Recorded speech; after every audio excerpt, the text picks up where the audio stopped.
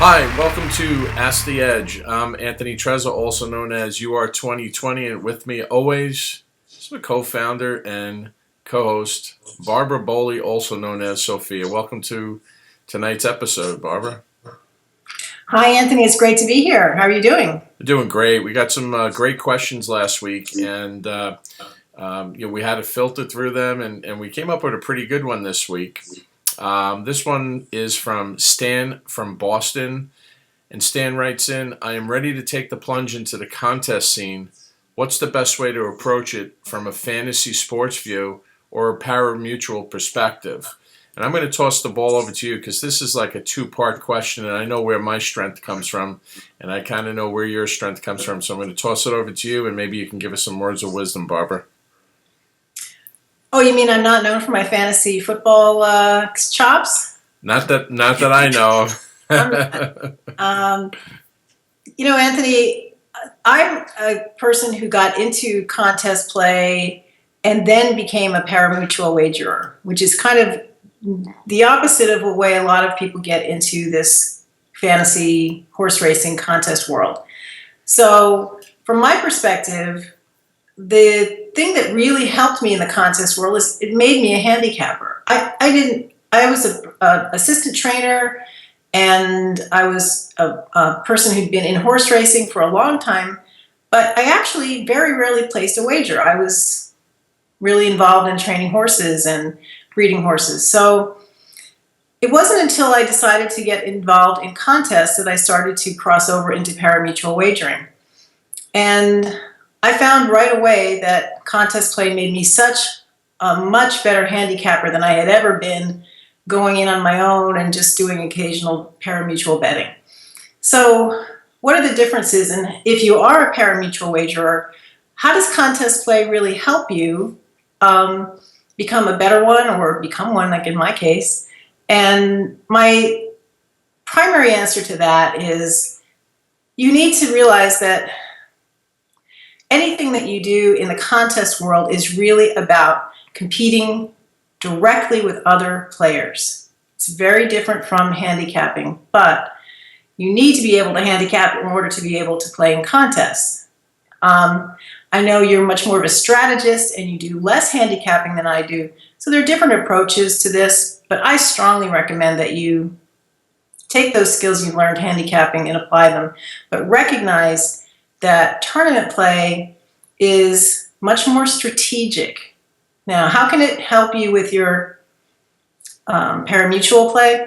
Well, first of all, because it's strategic, you need to really know the entire card that you're going to be using in a contest. So you'll need to be able to have a strategy from point A to point Z in that contest. And I think the most important thing is to have clearly set contingencies. Clearly set contingencies as you go through. That you don't really do in parimutuel play. But if you do that and you say, well, I like my A, B, C pick depending on where I stand in a contest at a given time as that contest proceeds, and I'm either high up on the board or lower down, then you've really done something like a pick 4, pick 5, pick 6 already. And you've got your day's wagering in. It's a fantastic way to supplement the work that you've already done by transferring what you've done for a contest into parimutuel wagering, particularly in horizontal plays, I think. But it works really well in verticals too. But I think the main thing for me, for anybody who's going to start to get into parimutuel, into contest play, is to start at a comfortable level financially for you. Do that. Don't start in free games. Start in, they're all over the place. They're on different sites. Or start in what's comfortable for you, $20 or $50. Something like you would do in parimutuel wagering. You wouldn't bet over your head.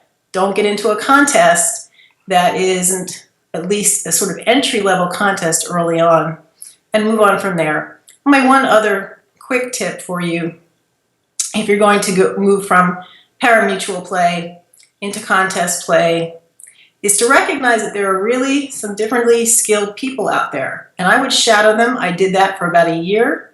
I looked at their picks. I saw that they were different from picks I might make handicapping for parimutuel purposes. And I learned so much from just using those people as my mentor. They never knew I was shadowing them, but I watched everything they did. And I owe where I am today to a lot of their skill. So that's my main initial take on how to move from parimutuel into the contest world and how to succeed. Get some early success and then just build on it. And it's a fabulous, fabulous way to supplement your income. You bring up terrific points, Barbara, and I come over from a parimutuel area as well, but I was really strong in fantasy sports. I got to tell you, the parimutuel gambler that I was very casual. I would just play in the Kentucky Derby. I would make some plays in the Breeders' Cup. I find myself now studying more for these contests and actually wagering more.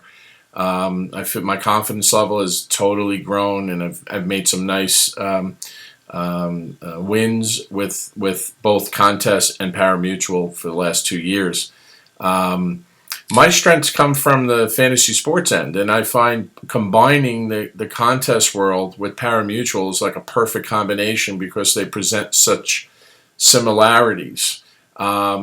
With fantasy sports, fantasy football, baseball, basketball, whatever you're playing, you're always looking for that sleeper pick, that guy that's going to bust out and put in your lineup that's going to score the points that nobody else can figure out. And basically, that's what you're doing with the fantasy horse racing or the horse race contest. You're looking for that 8-race card. You're looking for that 1 or 2 races where nobody's catching a long shot, and you're going to pick that long shot, and that's going to give you a huge advantage in a tight game. So if you have some handicap abilities, you understand handicapping abilities, and you understand the game, and you put those two together, you have yourself the right combination to play in the fantasy horse racing or horse racing contest with, and be successful.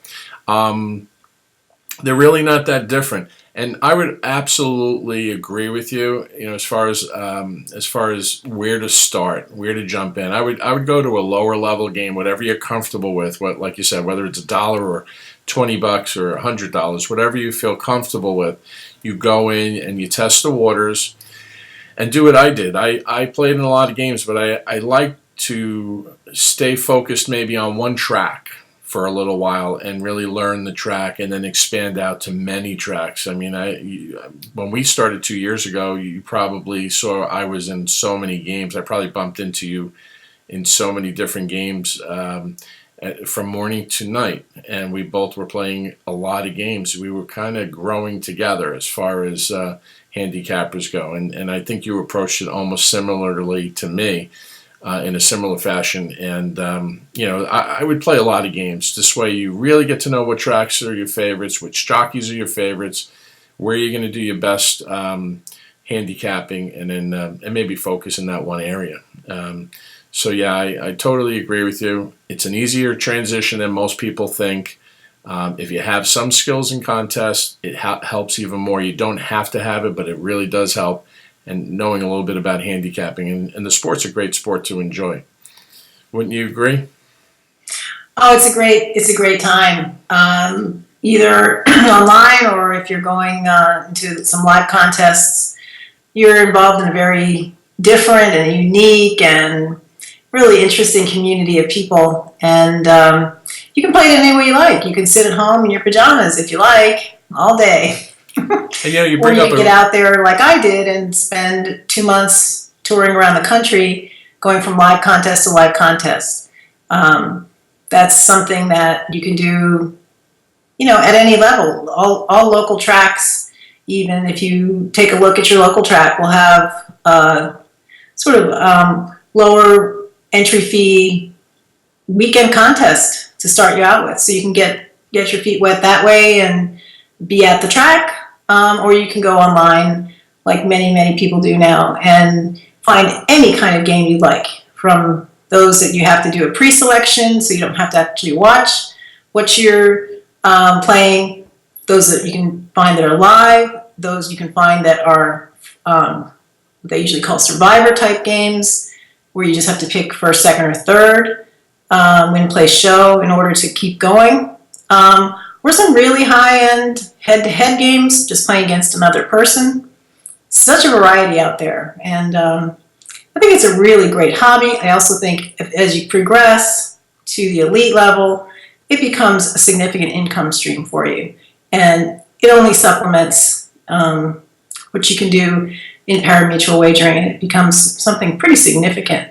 For me, it was a life changer. I won a $100,000 game, and it's out there for your taking. So I really recommend getting into it if you can. And the tournamentedge.net is the place to start for information on it.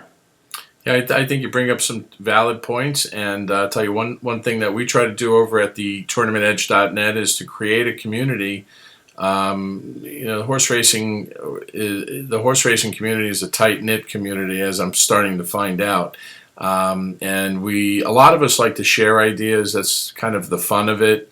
We're competitors, but I'm finding a lot of people are willing to at least share ideas. And I've had a couple of times where I've been at live tournaments where I was down on my luck, and someone would try to pick you up, and vice versa. So it's kind of a unique community, and what we're trying to do with the Tournament Edge, both you and I, and the crew that we have there, is create this hub of a place where people can come and get educated and share thoughts. So I thought that was a great question, Stan. I appreciate you writing in. It was hard to pick from all the good questions we've been getting, and we'd like to offer all of you viewers out there, if you have any questions specifically, Barbara's is an expert on physicality. We've gotten some great response from that. Some strategic areas too. We've gotten some questions there that we'll try to address in the future episodes. Barbara, why don't you tell the viewers how they can get in touch with us?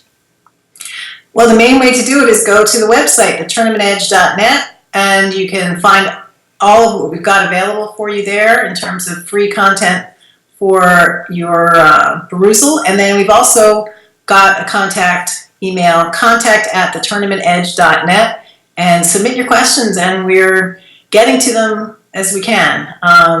We're going to be very committed to answering the needs of this community, and we really want to hear from you. So, once again, thank you for joining us on Ask the Edge. I'm Anthony Trezza. And I'm Barbara Bowley. Have a great evening, and thanks for joining us.